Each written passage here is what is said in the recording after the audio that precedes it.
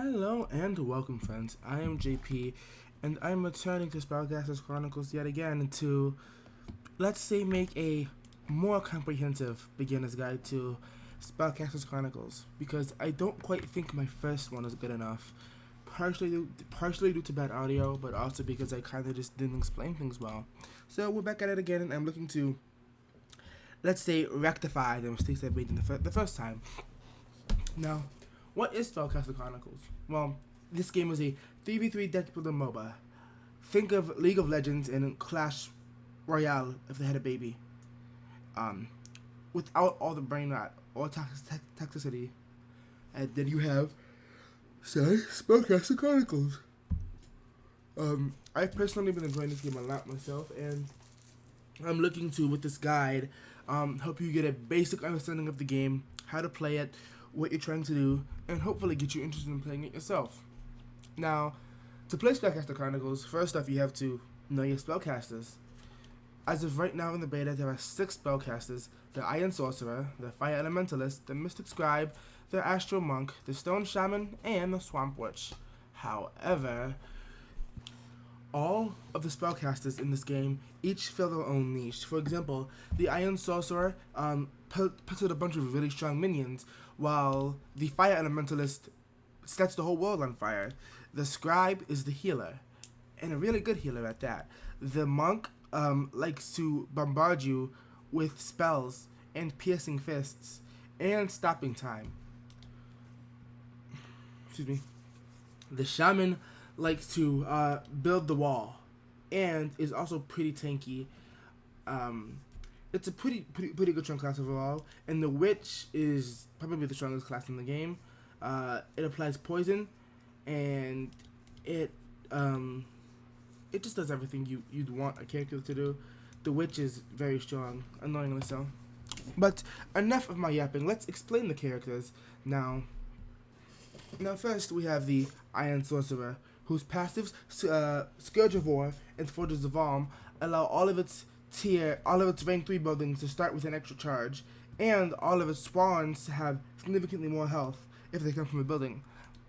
Which, for example, that would mean if I could find it real quick, that would mean your skeletons from your crypt would have not only much more health, but you start with a crypt at level 1, which gives you insane power and allows you to push a wave much faster than you would be able to do normally.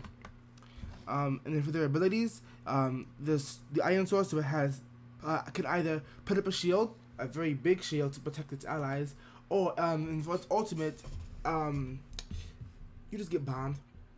I'm kidding. He sets out like a key beam, and it does a lot of damage, and it goes through a pretty big area. And also, the Sorcerer and the Shaman both have a passive on their basic attacks that allow them to interrupt enemies in the middle of their casts, which is very useful. Next up, we have the Fire Elementalist, whose passives Ignition Spark, Fire Magic Mastery, and Blazing Momentum allow him to not only have stronger fire spells and fire-infused creatures, but continue to use those fire spells, especially the rank 1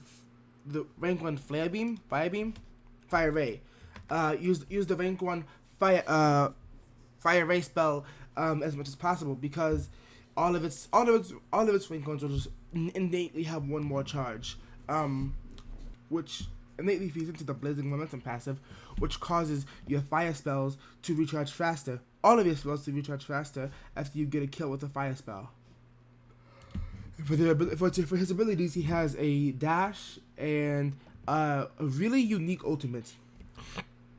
So what he does is, you want to find an enemy territory, and then when you hit your ultimate, you unleash a wave of fire that does damage, but mainly it instantly captures any territory you're standing near, and it's very useful. I've used this to win so many games. Next, we have the Scribe as well. The Scribe, like I said, is the healer. Their passives, Echo of Mercy, Holy Magic Mastery, and Thousand Favors, allow you to not only heal yourself while healing allies, but it makes your holy spells, which right now is just heal, I believe. Right now it's just heal. They come back faster. Likewise, you also By healing, you recharge your rank 1 and 2 creatures. But if you notice, its M1 it's really unique M1, as it boosts your allies' max HP.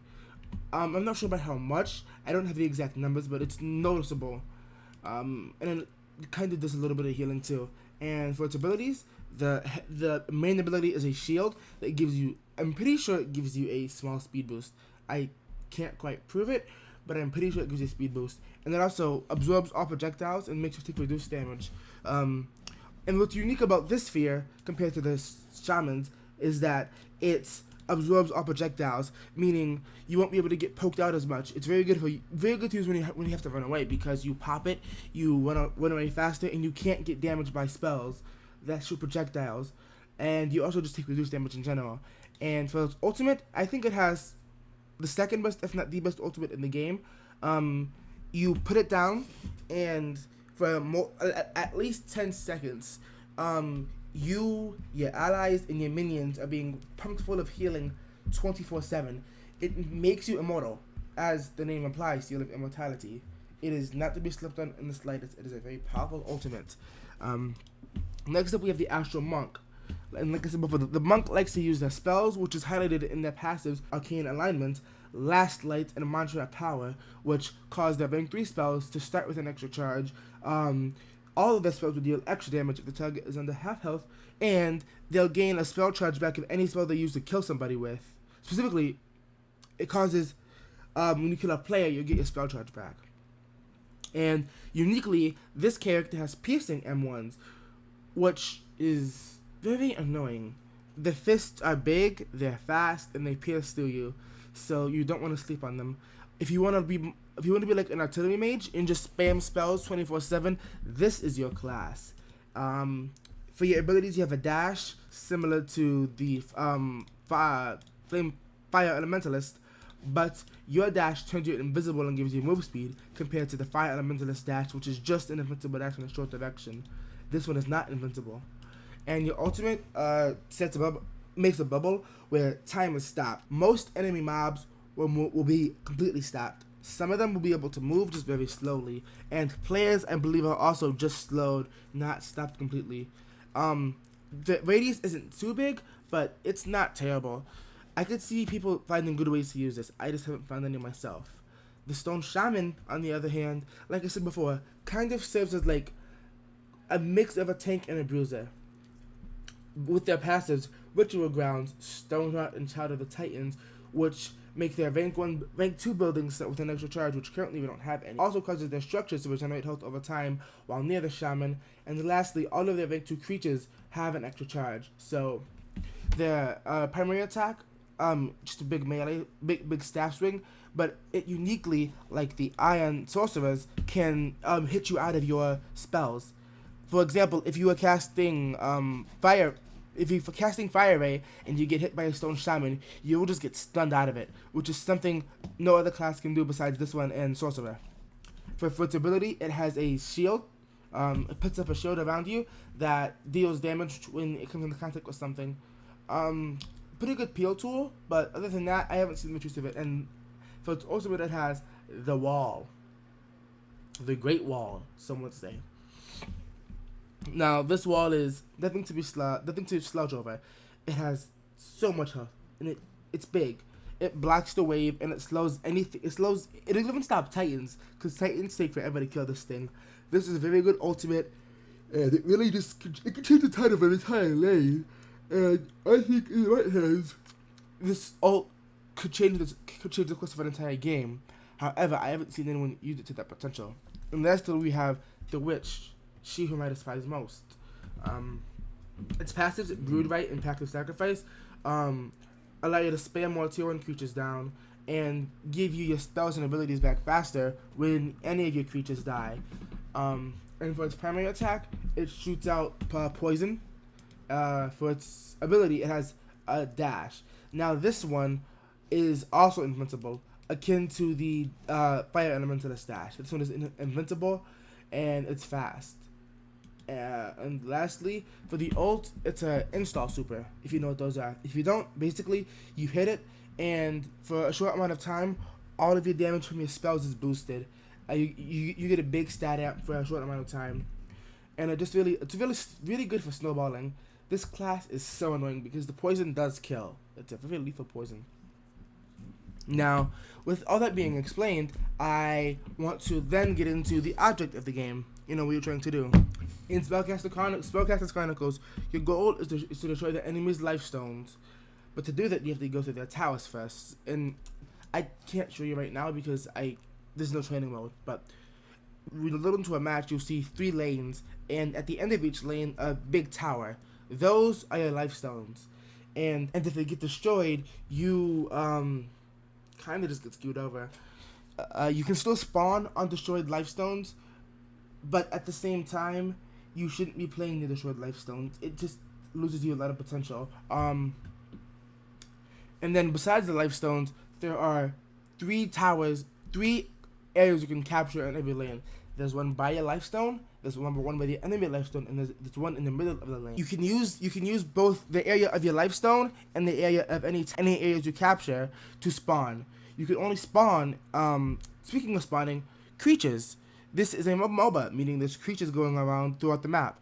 However, they don't come on their own.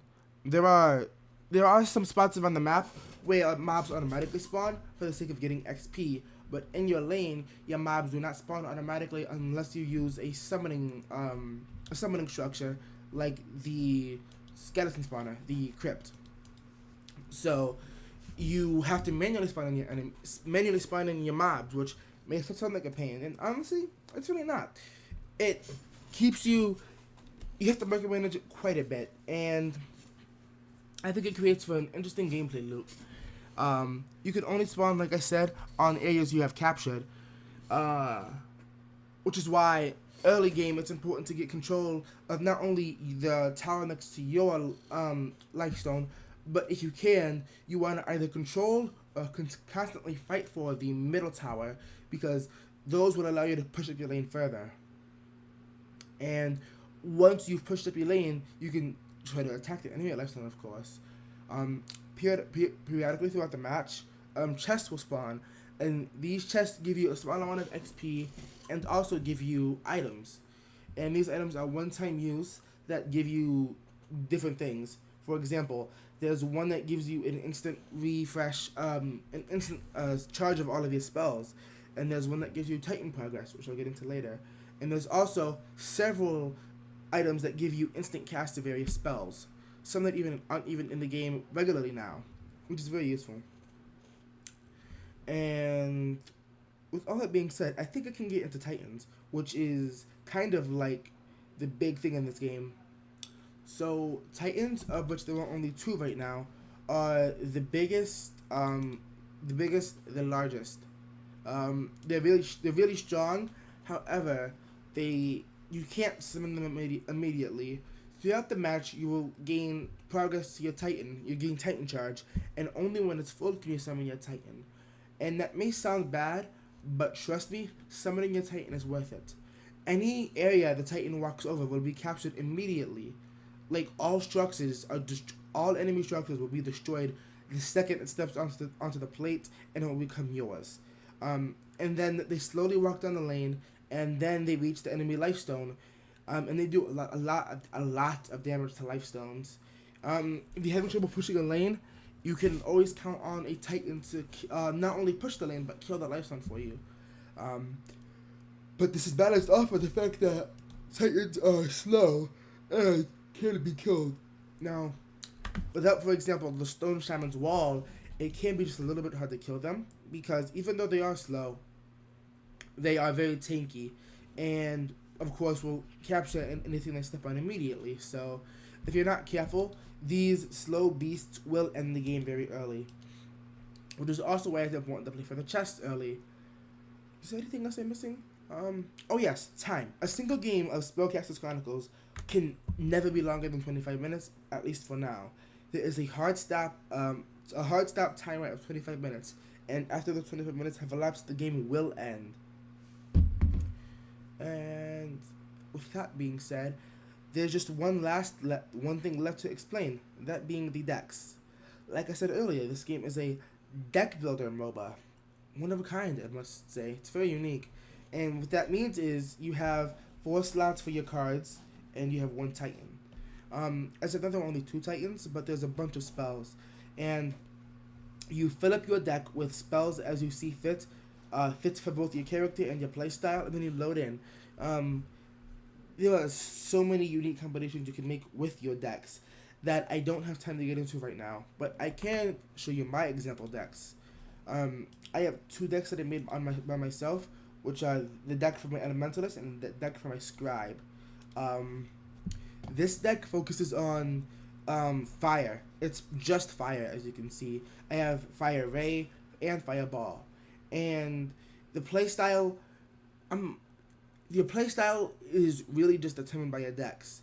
You can play the game however you want, but if you don't have a deck to back up your playstyle, you're going to be, let's just say, at a disadvantage.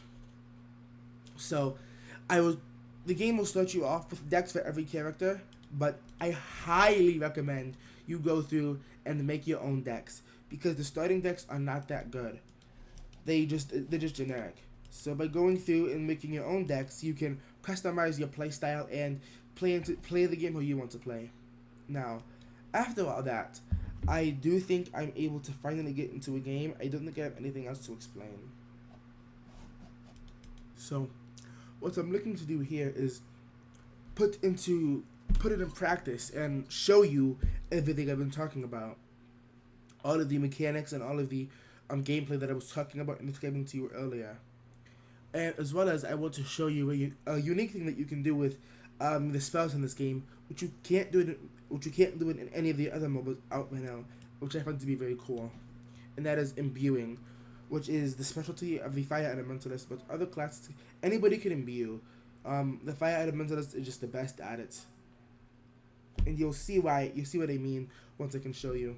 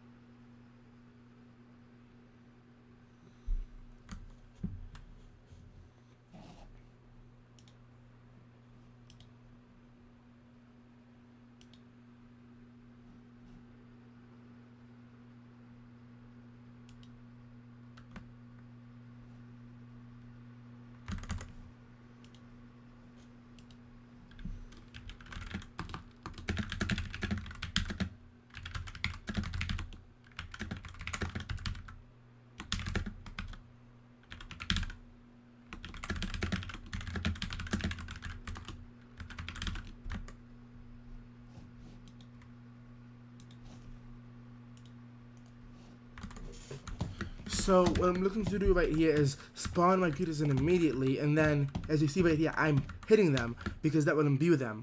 And it's unique. Some monsters, some spawns have unique effects when they're imbued. For example, the Dryad. The Dryad is a creature that only heals. However, when you imbue it with an element, it will also be able to deal damage. It will deal attacks based on your element. So, for example, these Fire Dryads will use fire spells now that I imbued them with fire. Yeah, I don't quite know what this guy's doing.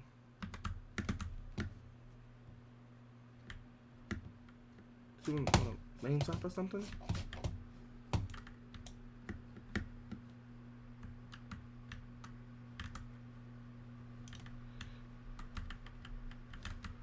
I think he wants a lane swap. Alright then. I guess I'm swapping lanes. That was strange. Don't really know what that guy's deal is.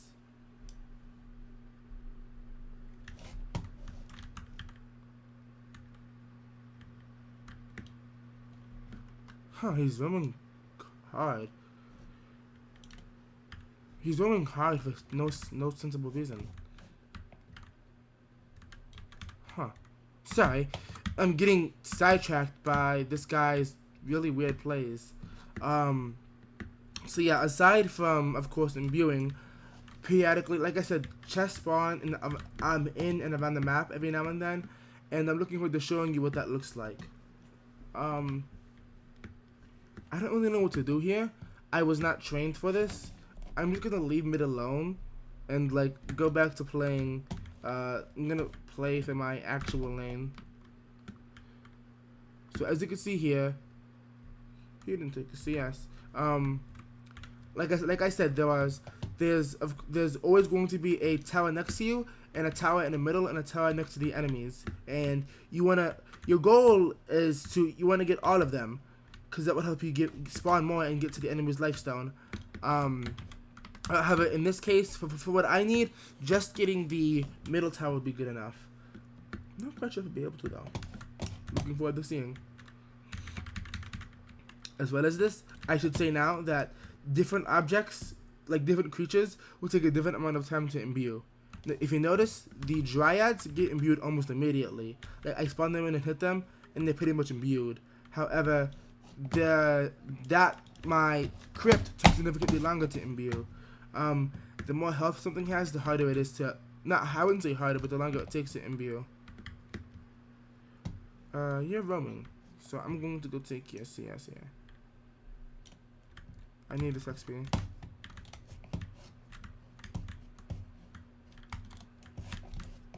Oh, the dash does damage. I did not know that.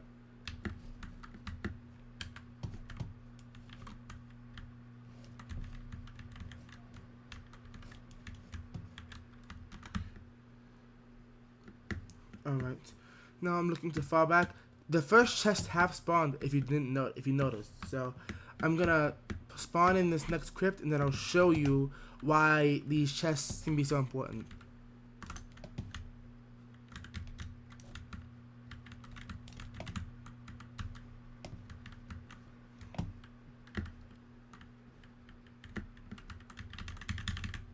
Alright. Now, even though I had a, I don't want to say rough start, but even though I had a weird start, I'm easily able to turn this back around because I'm staying calm, I'm staying focused, and I'm still farming. And my guy left lane, so I don't have to have anything to worry about right now.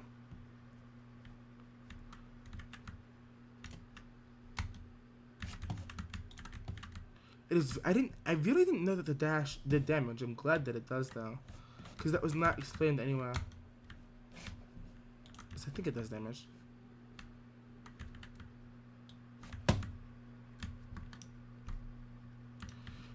Also, I should say that the healing of the dryads is by no means bad. It's a really good healing, and if you're in an extended fight and you're getting low, it's never going to be a bad idea to take a look at the dryads and see if you can't clear them out yourself. No, doesn't seem like. Oh, I missed my chest. That strange. Regardless, as you see, I'm getting items here. The Titan gauge takes quite a while to come up, but with the use of items, you can get it faster, like you see me doing. And it's important that you get it up sooner rather than later, because, like I explained before, it is incredibly. Titans are in this game are incredibly powerful.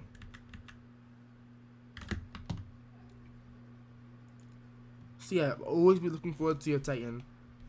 And I don't know how they come back right now, but I'm pretty sure they come back faster when you are like actively taking towers and stuff. So it's important that you stay in lane early game, and just do a good job of being a good spellcaster.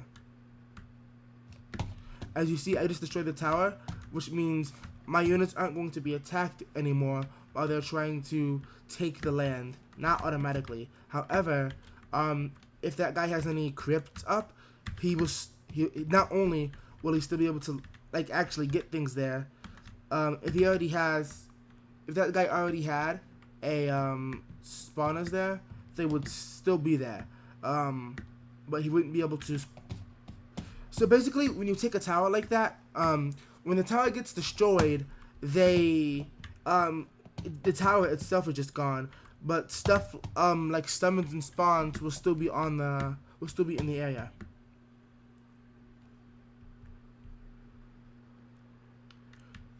The only way to truly get rid of not only get rid of their summons, but to get rid of their get rid of the stuff they have on there and make sure it doesn't come back is to capture it for yourself, which, like I said, can be done with my ultimate, the ultimate Defy Elementalist, but also just by holding it uncontested for long enough, because you slowly gain progress towards capturing a tower.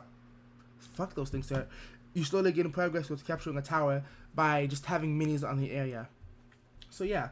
And I have my ultimate now, so what I'm going to do is I'm going to walk up to his tower, the one all the way at the back there, ult, and it'll be mine. Simple as that.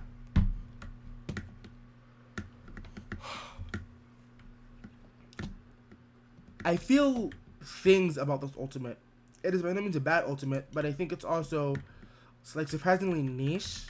Of course, you can use it whenever, wherever, but there are also just like, it's complicated, okay? It's a complicated character with a complicated ultimate. On paper, of course, it sounds simple, but in effect, using it properly is no easy task. I can easily, I don't think debut keying with it is going to be like terrible, but I think that proper use of this ultimate will be able to turn the head of a game, similar to the Stone Shaman's Wall, which I think is also generally like powerful but niche. I think proper use of these more utility-based abilities will prove to be a little hard to grasp, but make these characters much stronger than they would otherwise be. And now, like I said, I'm just going to walk over, hit my ult, and this tower is going to become mine. Which means he's also going to be getting attacked by his own tower.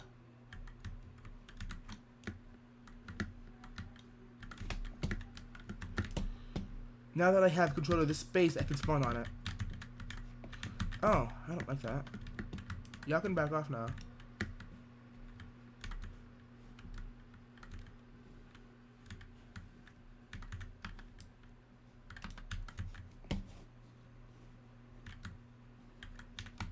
Holy fuck, it got melted. I do believe they ulted there. I don't know the ult voice line, but if I had to assume, they ulted there. My Titan is currently at 53% progress. I'll have it up soon. I'm looking forward to showing you what it's about.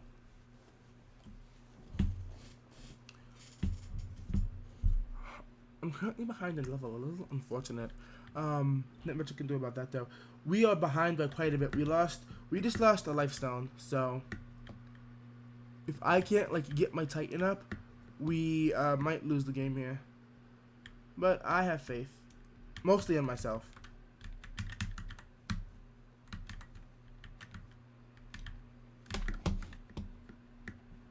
Okay, let's go. We have an ally Titan up.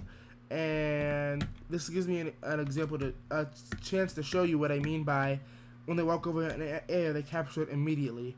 I can't stay for long, but I could just show you the demonstration. If you watch, this Titan is going to walk over the plate, and it's going to become blue immediately. Like that. And I'm going back to my lane now.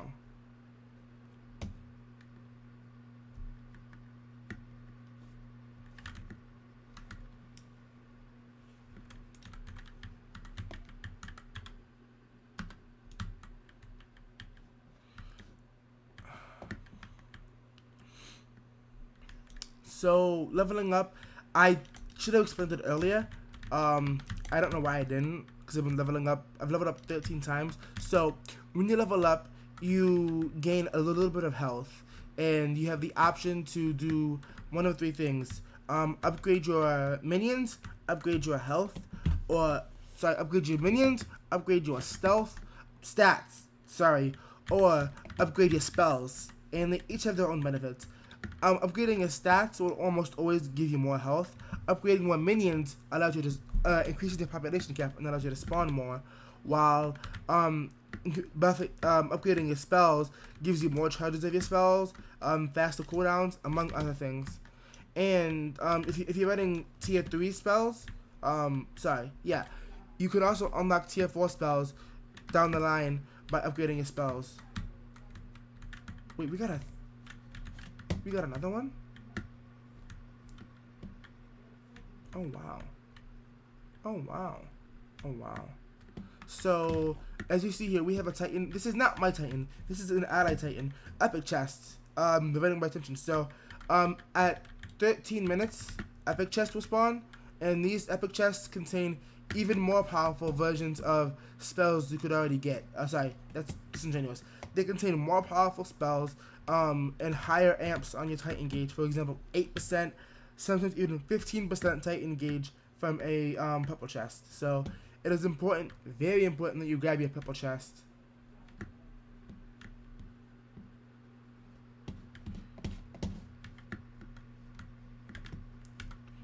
Oh, up here.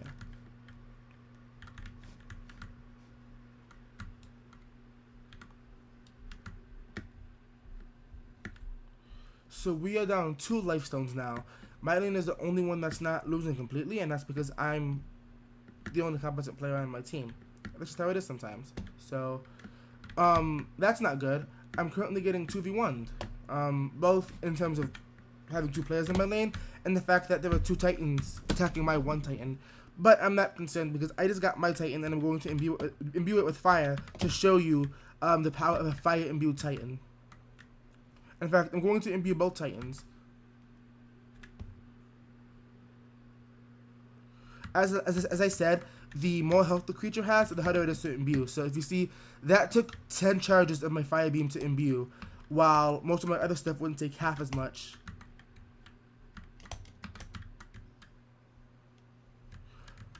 But it's no big issue. Soon I'll have 2 fully imbued Titans, which will be incredibly powerful. Oh, I can't. You cannot double imbue, by the way. I didn't realize that one of them was already imbued. So once you imbue a creature, you can't imbue it again, which makes sense because if you could stack imbues, that would be incredibly powerful. I'm high-key glad you can't. I almost have my ultimate, so what I'm looking to do here is I'm looking to sneak up on their second tower and just drop my ult on it and be a jerk. Be a big old dick. Because these guys don't deserve the win. Not after what I've been through. I've been fighting so hard. I refuse to lose.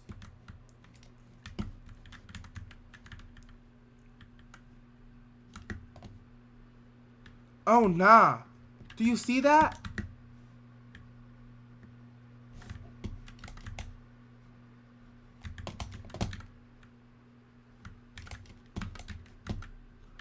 You're not just gonna sneak past me, buddy. Don't get the wrong idea. You're not sneaking past me.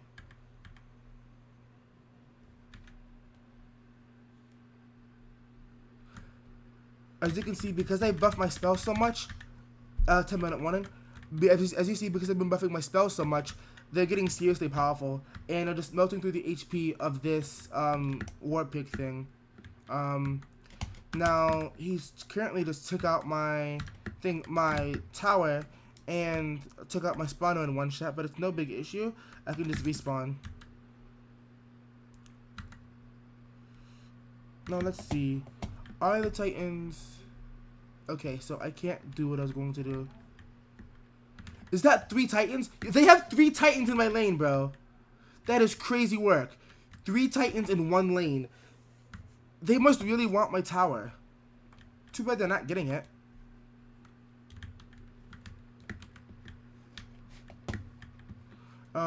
I can't do much on my lane right now. I'm looking to instead rotate over and try to take space elsewhere, and hopefully get my Titan progress.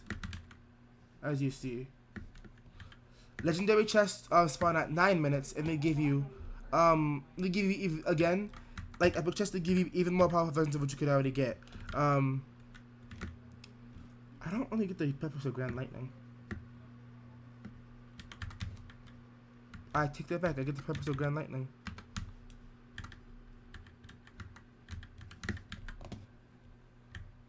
This is not good at all. There are 3 Titans running down my lane. This is very bad. I can barely kill one, let alone 3.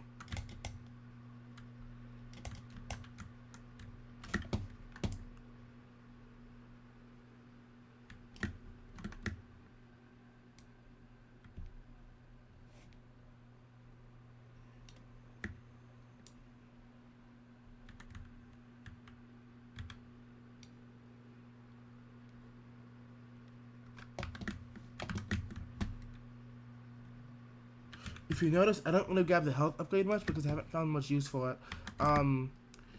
Really, it feels like if I get into a fight, I'm going to die, I'm going to live. I don't really see a point in drawing it up by getting more health. I do think this game is over though, unfortunately, because I'm getting sieged by 2 Titans because my team didn't really do much to help me. This game is very heavy on team play. If you don't have a team, rather if you don't have a good team to play with, you are going to struggle a lot, as you see me here. I'm doing all the work here, and I'm still losing because even though I may be a good player, I can't make up the slack of 2 missing people, essentially.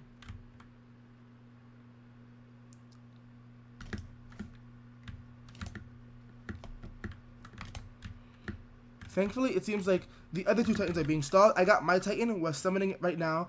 This will be able to stay at my tower, hopefully. When a Titan is flying on top of another Titan, like you see right here, instead of the Titan, they'll fight each other. Oh, he didn't get the memo. There we go, like that. Oh, wow. My life one still got destroyed. So yeah, that's all, folks. As you see, this is not an easy game, but I'm hoping by watching this guide you would have been able to understand more and are getting a better understanding of the concept of the game and how to play. I do sincerely hope you enjoyed, and if you're looking to get access, I have 2 beta keys I'm willing to give away. So just leave your Steam in the comments and I'll hit it up with you. Thanks for watching. See ya.